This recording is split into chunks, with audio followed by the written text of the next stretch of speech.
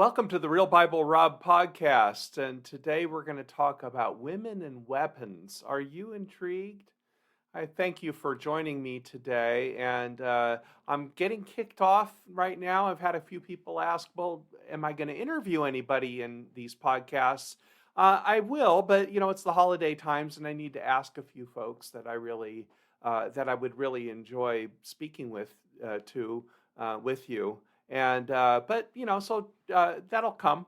But mostly, what I would like to do in the podcast is focus on particular Bible topics and Bible verses.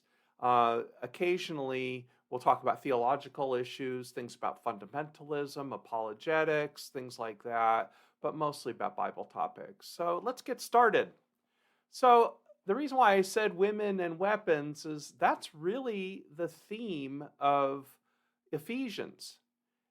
There's a great book out that came out last year by Professor Sandra Glahn, and she's from the Dallas Theological Seminary, and she's an expert in the cultural history and the times of the New Testament. And she wrote a terrific book named Nobody's Mother. It has a lot of personal experience in it because, being a woman in the field of biblical studies, she's a rarity, especially in a seminary like the Dallas Theological Seminary, which is a Baptist seminary, quite traditional, somewhat fundamentalist, you could say. So for her to succeed in that seminary is actually kind of a testimony to her abilities. She grew up in Oregon, in the Willamette Valley, and grew up in a household that had a strong mother, but also a traditional household. So she has some personal experience to bring to this as well. One of the main things about Ephesians and also First Timothy, is that most biblical scholars in the last few decades have really questioned whether these are Pauline. And there's a lot of reasons to think that they're not Pauline or like genuine letters of Paul. But what Professor Glahn does is says, we shouldn't be so quick to judge, honestly, because Ephesians in particular has the gloss, the reason why it's considered not Pauline is because of its language. But she says it has the gloss of military language, and that given Paul's cleverness that you see in other letters and his cultural sophistication, which he clearly had, also given the timing, the topics, where he was at that time, she thinks that Ephesians very well could have been Pauline, and maybe a little bit against sort of the more historical criticism orientation by using textual criticism. She says this. And her primary reason for that is especially around the idea of how women are portrayed in Ephesians.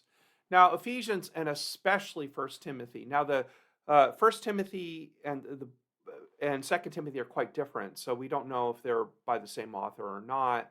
First Timothy is a little bit more problematic about being Pauline. It's part of the pastoral letters: First Timothy, Second Timothy, and Titus.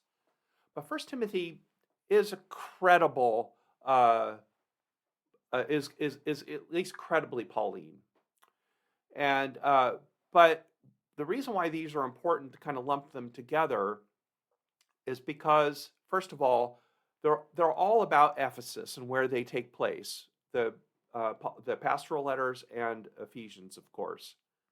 But secondly, because the way they're used by us, these are especially First Timothy chapter 2 and Ephesians chapter 5. Are used for misogyny by modern Christians. And I shouldn't say just modern Christians, but they've been used that way for centuries.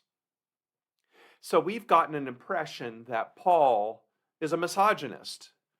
I've had people in my um, congregation and other Christians that I've spoken to, especially women, who say things to me like, Pastor, I'm a true believer. I love Christianity and everything, but that Paul guy, I just kind of hate him. And why is that? Well, I get why. And it has less to do with who Paul is and what he says than how he's used. So, particularly when you look in Acts, and you look in Romans, to a lesser extent, but also in parts of uh, First and Second Corinthians, you can see that Paul actually treats women with a lot of respect because he mentions 18 different women, or 18 different women are mentioned in his um, either about him in Acts or by him in letters. And some are very prominent, like Priscilla, Lydia. We only hear about Eunia once, but she is basically equated to being an apostle, and Phoebe, is the other one as well. So clearly, if Paul were a misogynist, he wouldn't have elevated women so much in his writings. Number one.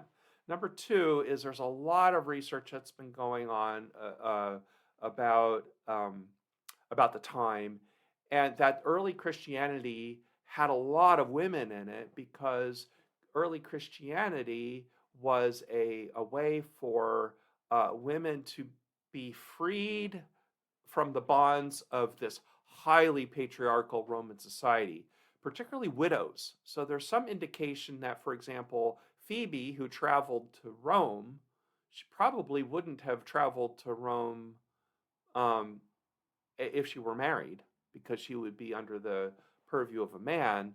She probably was wealthy because she's described as a benefactor. She wouldn't have been wealthy if she were married. So likely, a lot of scholars believe that Phoebe was probably a widow and probably head of household by default and didn't get remarried. As soon as you got remarried, of course, you would lose your inheritance. The inheritance would go to the husband. So in her case, you think about her, she probably pretty well educated, may have been an upper class woman, um, may have spoken Latin. A lot of people in Greece at the time, if they were associated with the law in any way, or with the leadership and politics, many of these people actually had some knowledge of Latin because that's how you communicated with the Roman Empire. So there's a lot of belief that maybe that's why she was chosen to deliver the letter to the Romans, because if she spoke Latin and she was upper class and independent and independently wealthy, that would be the kind of person you would do that with. So she's just one example. And there's a bit of speculation around her because she's not mentioned many times. Priscilla, on the other hand, is mentioned quite a bit. So we get a little bit bigger picture of her. So anyway, this is the idea of who's Paul? I mean, Paul obviously clearly works with, relies on, and is supported by women. So to say that Paul is a misogynist is just not right. Now, you can't say, and I will never say, Paul is a feminist. No way. You couldn't be, and in that society, you really couldn't be a feminist in the way that we think of feminism. But it's probably that Paul was more neutral, essentially. We know that Paul did anything he could. You could see throughout Acts, he was very flexible, and he did everything he could to preach Christ crucified. And we know this, is that that's why he traveled at least 3 times, maybe 4 times, because he was out doing the gospel to all these different cultures, different languages, different kinds of people. So he would use any means he could to spread the gospel. And if that meant rich widows helping him out, and rich widows traveling on his behalf and preaching on his behalf, you betcha Paul would do it. I'm quite certain of that. So to say Paul was a misogynist is, I think, just doesn't hold up to the facts. So why do we think that Paul's a misogynist? Well, this is why. First of all, misuse of the words in Ephesians. Paul uses two different words that are associated with submission. And those words are hupotasso in Greek, which means to submit, and hupakuo, which also means to submit. So you go, well, why are they different? They're actually quite a bit different. Hupotasso is a military word, and it means basically a soldier to submit, giving his fealty to a commander. Hupotasso is used that way throughout. Hupakuo means a slave, meaning total submission.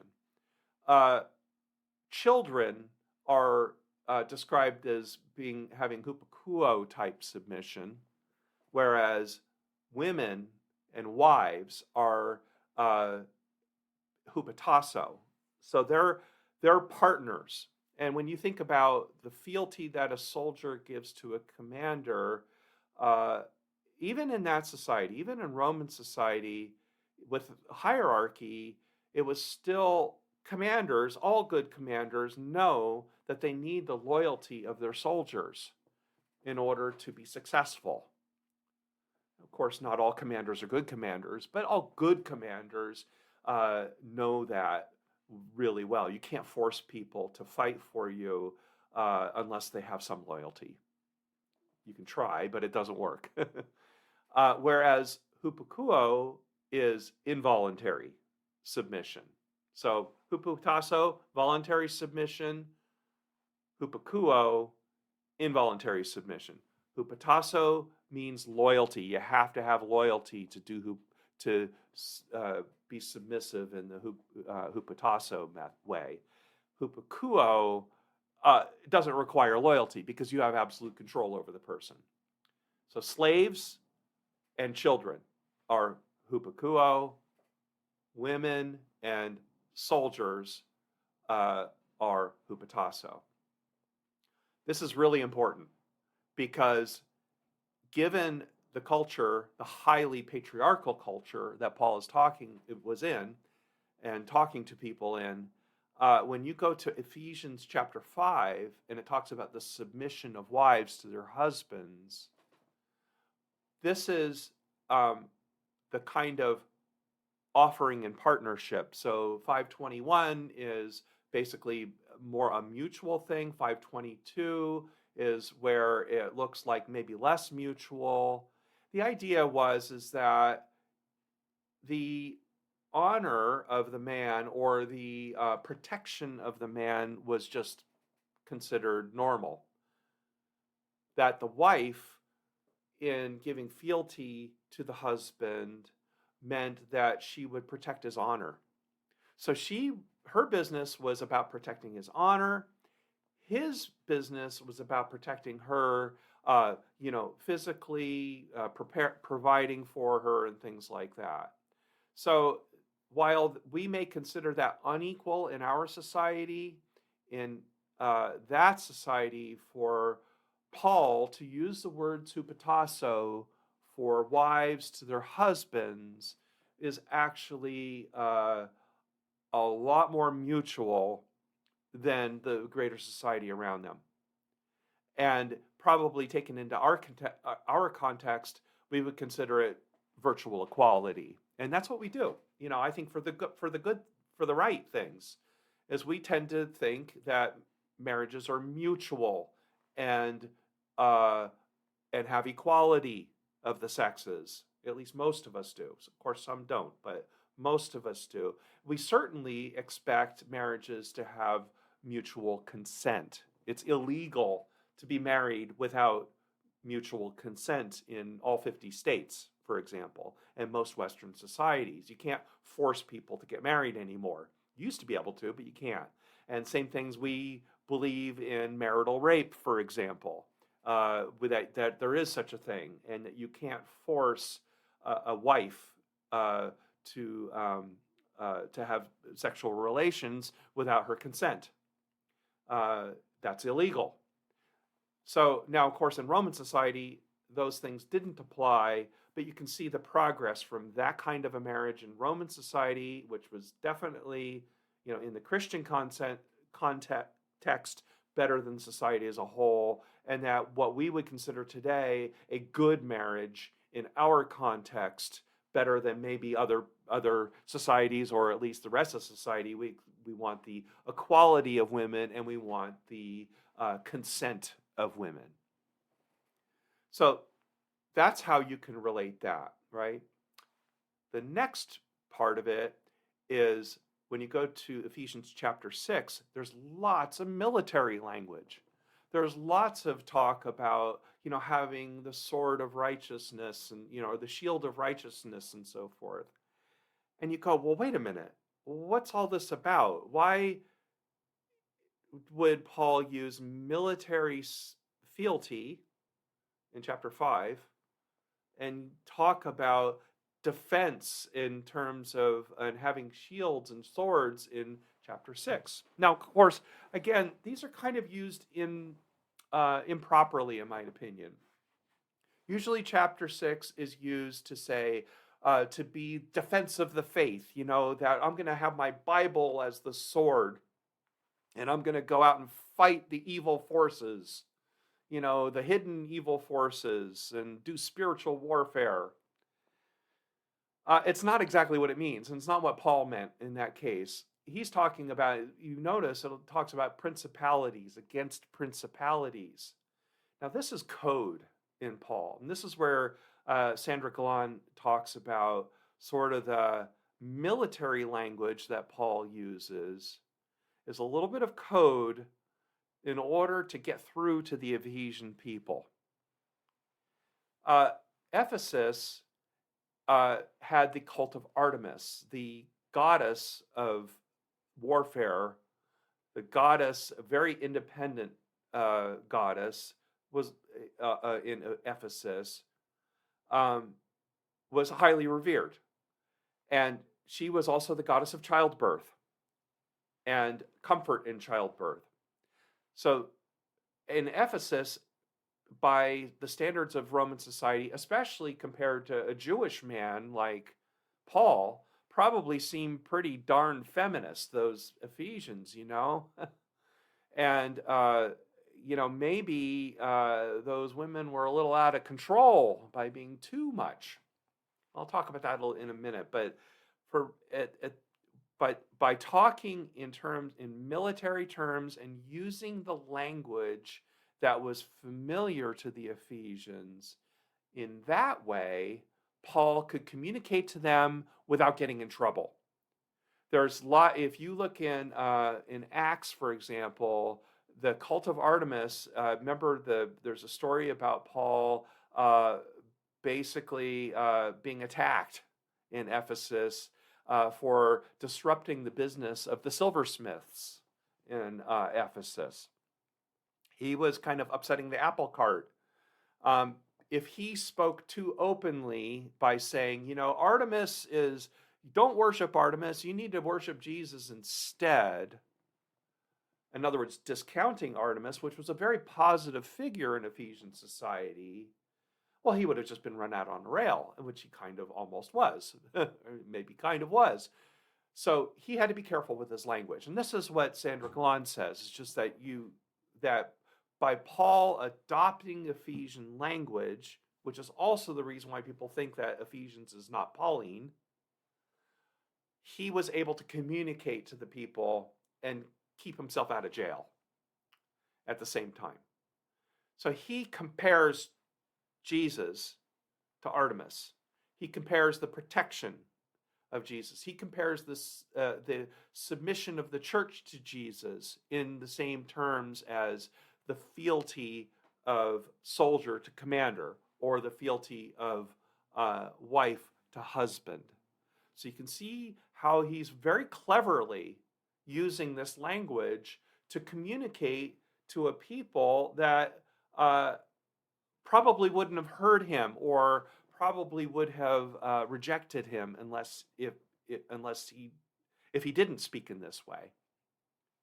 So that leads us to the other scripture, and that is 1 Timothy chapter 2. And this is also where Dr. Glahn's book really talks a lot. And this is where the title comes from, Nobody's Mother. Because in 1 Timothy chapter 2:15, it talks about about women being freed by childbirth or being saved by childbirth. And that's completely misused by the church, especially the Catholic Church, used that in order to say that the purpose of a woman was to give birth, and that because a woman, when she's faithful, a faithful mother, she will then be fulfilling her purpose and be a good woman. Very misogynistic message when taken. So childbirth is great, of course. Protection in childbirth is paramount, but the idea that the only purpose for a woman is to bear children is not really the sense of what that is. But it was used that way. Now, of course, maybe misogynistic or very patriarchal people in ancient times thought that way too. I mean, certainly the Jews felt that way about women and childbirth in the Old Testament times. Absolutely. But the idea is that that's what that means, because that's also Artemis language.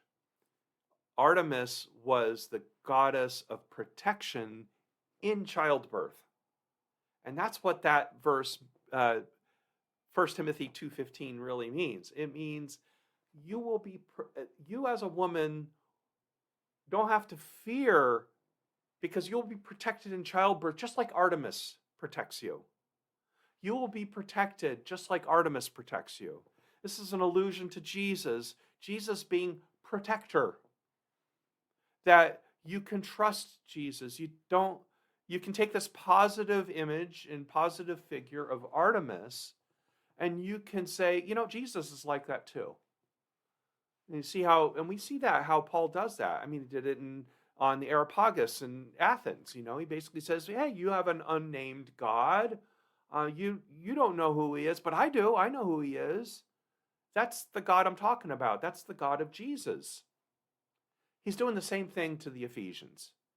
You've got Artemis, and I get it. Artemis is a very positive, supportive figure for you. But I've got Jesus, and Jesus is more than that. So you can trust Jesus. That's what that verse is really about. Now I'm going to get to the worst verse of all, and that's verse 9 and 10. 1 Timothy 2, 9 and 10. This is the one about where women are to keep silent and not have authority over men. Authority in teaching. And I'm not going to go real deep into this. There's lots of scholarship about this, but the idea is that probably Paul, if Paul wrote it, is talking about a single woman. It's definitely a singular noun. It's a single woman. Probably talking about a case of domineering, or a woman domineering. It could be also that he's also using Artemis language and saying, Artemis you shouldn't trust. You can't put all your trust in Artemis because she's dominating. Less likely that. More likely, I do not permit a woman to have authority in the church is probably about a particular case. Now, also remember, there's two different genres here. Ephesians is written to the church, to a church. It is meant as a public letter for everyone to see. So Paul has to be really careful in Ephesians, because he knows his name's going to be attached to it. The church's name's going to be attached to it. So if he says something that's really too offensive to the authorities, it's going to cause a lot of trouble. Timothy, he can be a lot more open, because, at least as far as we know, Timothy is a letter written to an individual, to Timothy, giving him authority There's many verses in 1st and 2nd Timothy talking about giving Timothy the tools, the equipping him and giving him the authority to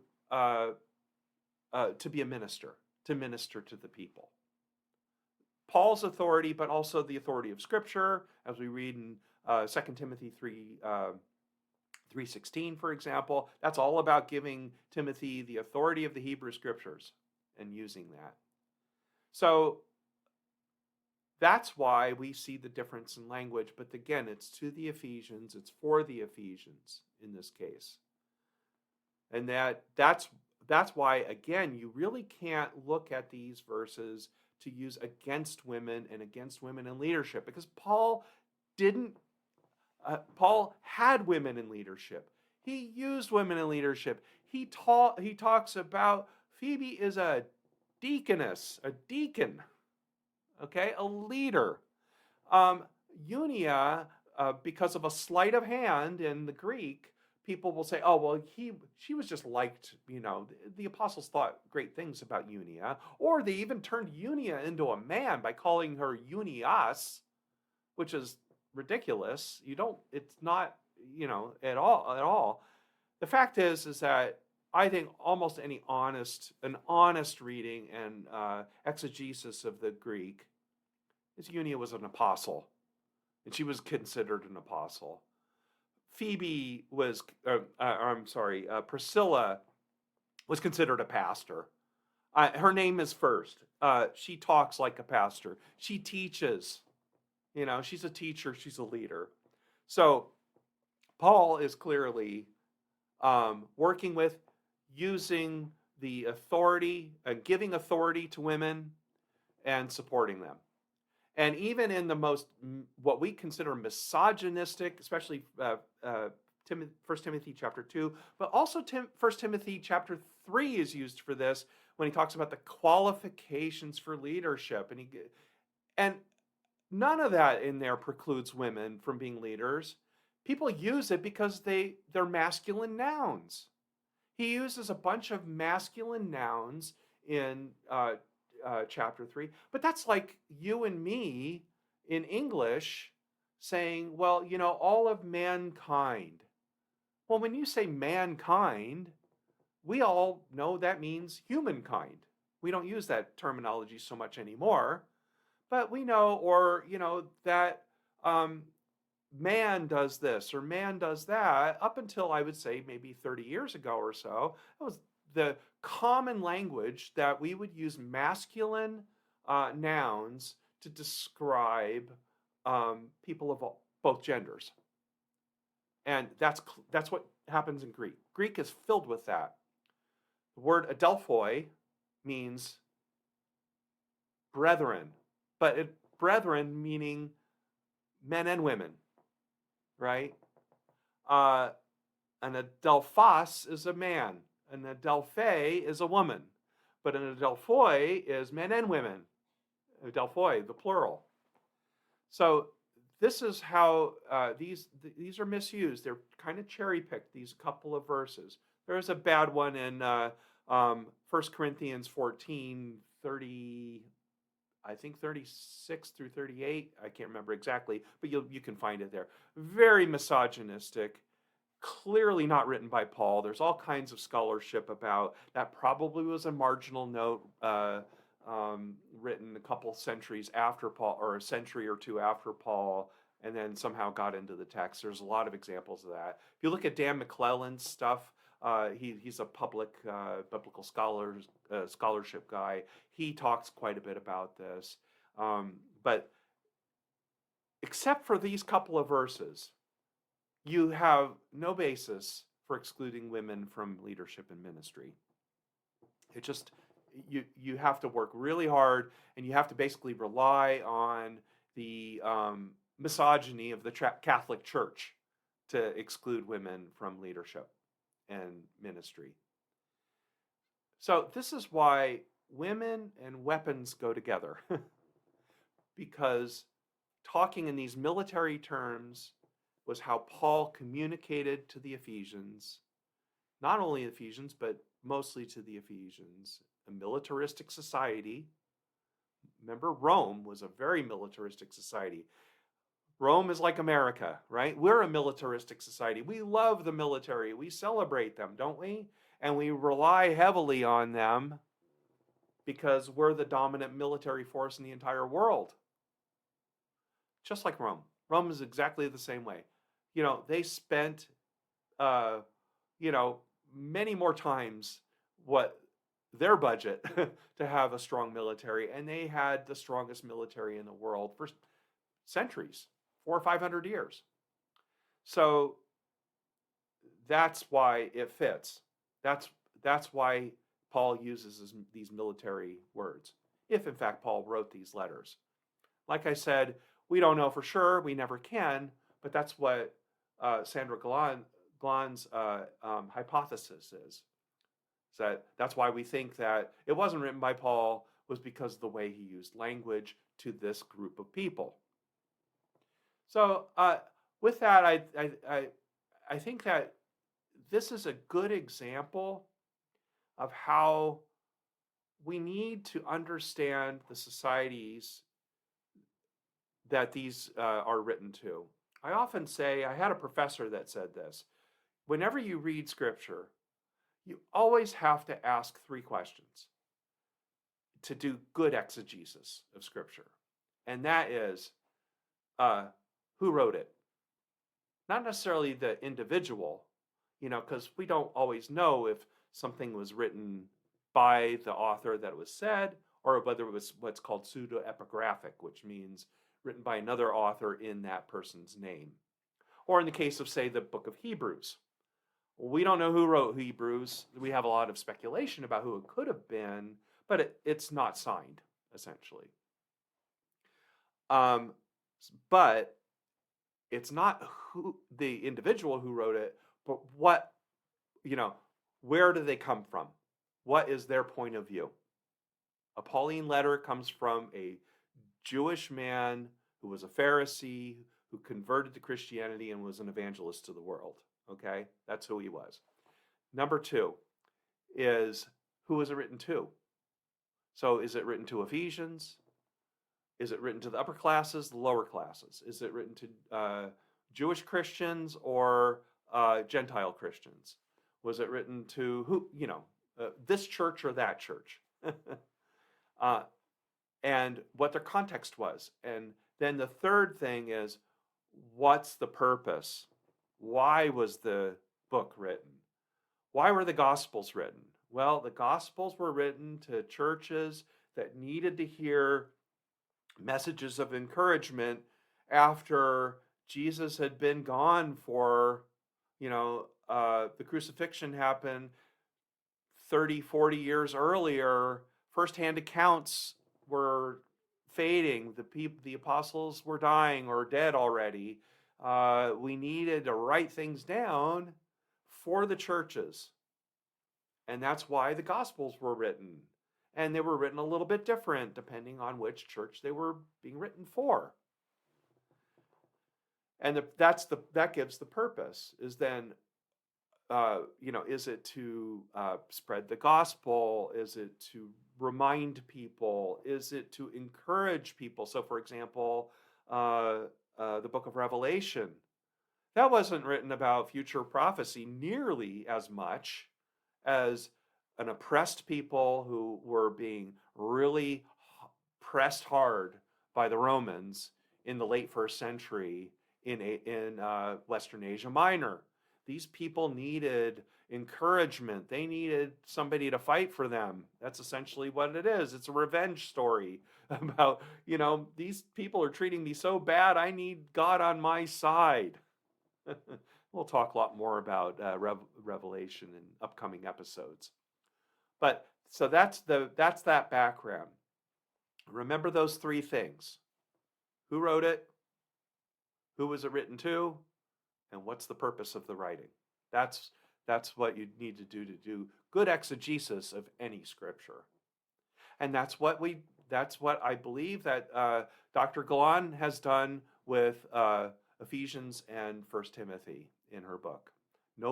Her book, again, is Nobody's Mother, by Sandra Glahn. Hi, thank you for listening to me today. And as I always say, people say lots of things about the Bible that aren't really there. And God bless you.